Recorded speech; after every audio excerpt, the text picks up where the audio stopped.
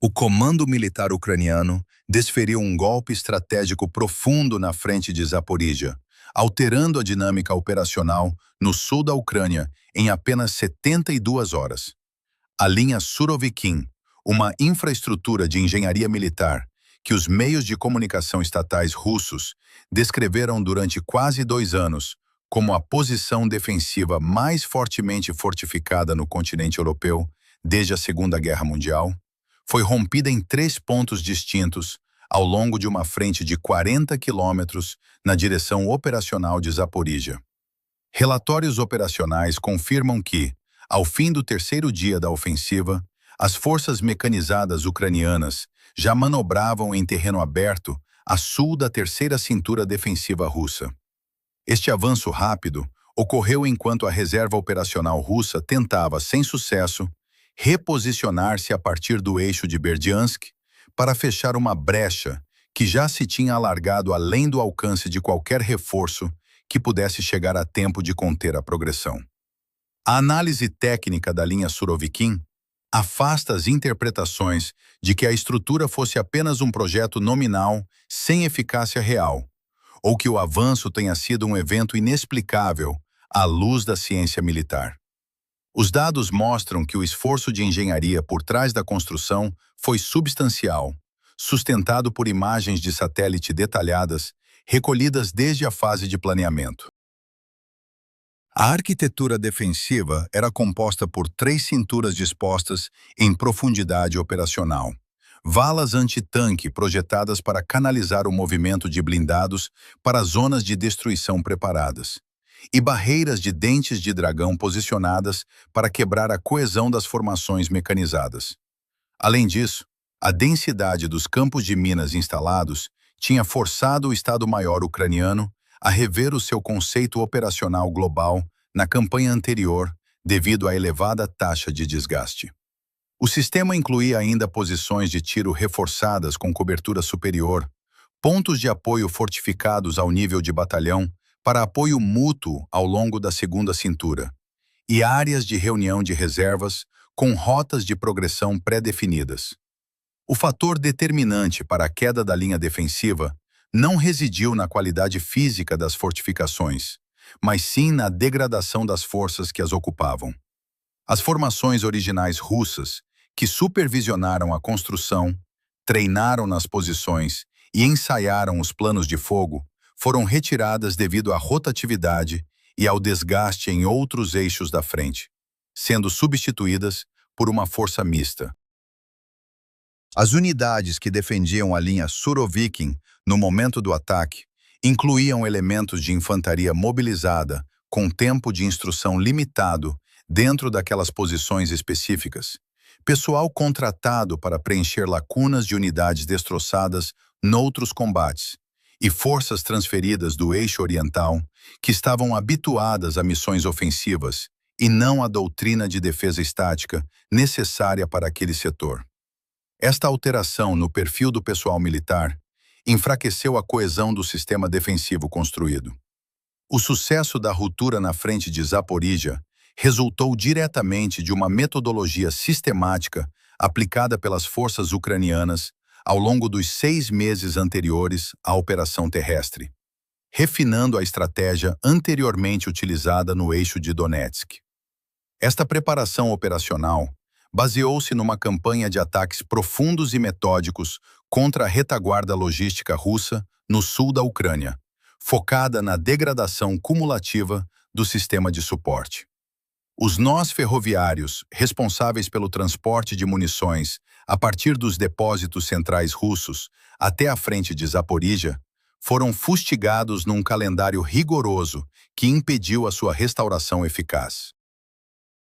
Simultaneamente, as instalações de armazenamento de combustível ao nível de corpo de exército e de exército foram atingidas com uma cadência que forçou o aparelho logístico russo a operar com as reservas de emergência, esgotando os pacotes operacionais planeados. Os centros de comando e controlo da defesa russa foram alvos prioritários nas semanas que antecederam a ofensiva,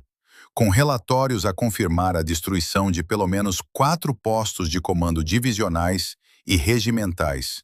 sendo que os nós de comunicação substitutos eram localizados e neutralizados poucos dias após a sua instalação. No espectro da guerra eletrônica, a vantagem que a Rússia detinha em 2023 foi severamente erodida.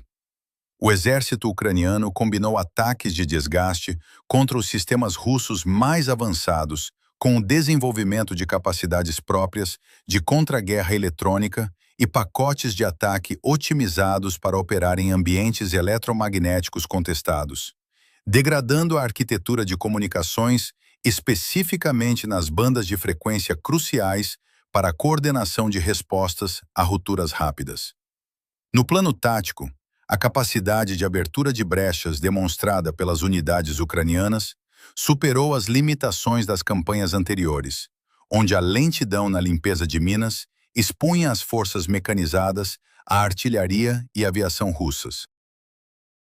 A Ucrânia organizou um pacote de engenharia avançado e integrado, composto por cargas de linha de desminagem fornecidas por parceiros ocidentais, sistemas de desminagem remota de fábrico ucraniano e elementos de guerra eletrônica, concebidos para saturar os radares de aquisição da artilharia inimiga. Este sistema permitiu a abertura rápida de corredores na primeira cintura defensiva russa, comprimindo o tempo de reação de forma tão drástica que as barragens de artilharia russas atingiam as posições quando as forças mecanizadas ucranianas já tinham ultrapassado a brecha e manobravam na retaguarda do primeiro cinto defensivo. A desarticulação provocada por esta velocidade de transição refletiu-se diretamente no interior dos postos de comando de batalhão russos no segundo dia da operação. Relatórios indicam que comandos de setor, operando a partir de posições reforçadas a 6 quilômetros da linha de contacto, enfrentaram um colapso completo no fluxo de informação. Um caso documentado aponta que um comandante de batalhão experiente tentou durante 6 horas compor o quadro operacional com comunicações intermitentes com o regimento, enquanto a artilharia de apoio era desviada para outros setores e a companhia de reserva planeada era consumida noutra direção. Ao detectar veículos blindados ucranianos a contornar os flancos a uma distância de 4 quilômetros, o comando local solicitou autorização ao regimento para retirar a sua companhia avançada para a terceira cintura protetora, visando preservar a força de combate. A resposta de recusa, que ordenou a manutenção da posição e prometeu o envio de reservas que nunca chegaram, resultou no cerco e destruição da unidade por elementos de infantaria infiltrados na retaguarda durante a noite, demonstrando a incapacidade do comando centralizado russo em processar a velocidade dos acontecimentos no terreno.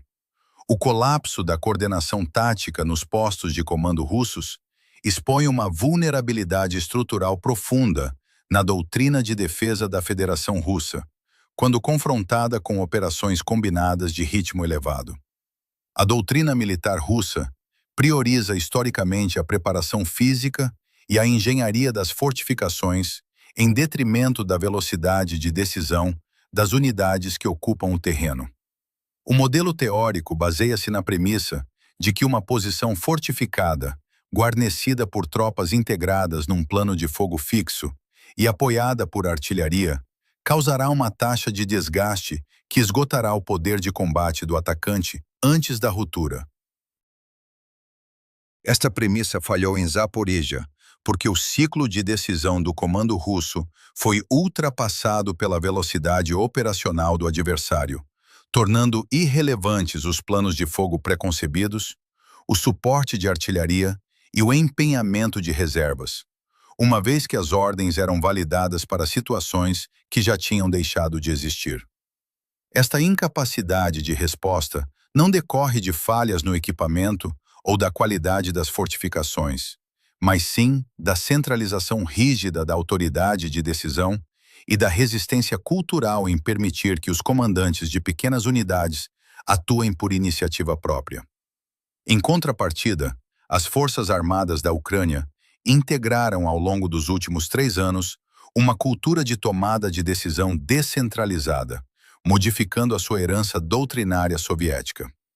Os líderes de pequenas unidades ucranianas, que exploraram as brechas em Zaporíjia, operaram com autonomia tática para ler as flutuações do campo de batalha e avançar sem necessidade de confirmação dos escalões superiores,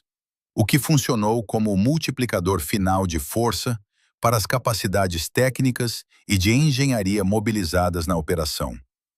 As implicações estratégicas deste avanço indicam que as linhas de defesa estáticas já não conseguem compensar um ciclo de decisão lento contra um oponente dotado de capacidades modernas, de reconhecimento, ataque de precisão e uma liderança descentralizada. O sucesso da campanha ucraniana não se deveu a uma superioridade numérica em termos de soldados ou veículos blindados, mas sim à execução de um conceito operacional fluido contra um sistema defensivo cuja arquitetura de comando se revelou demasiado lenta.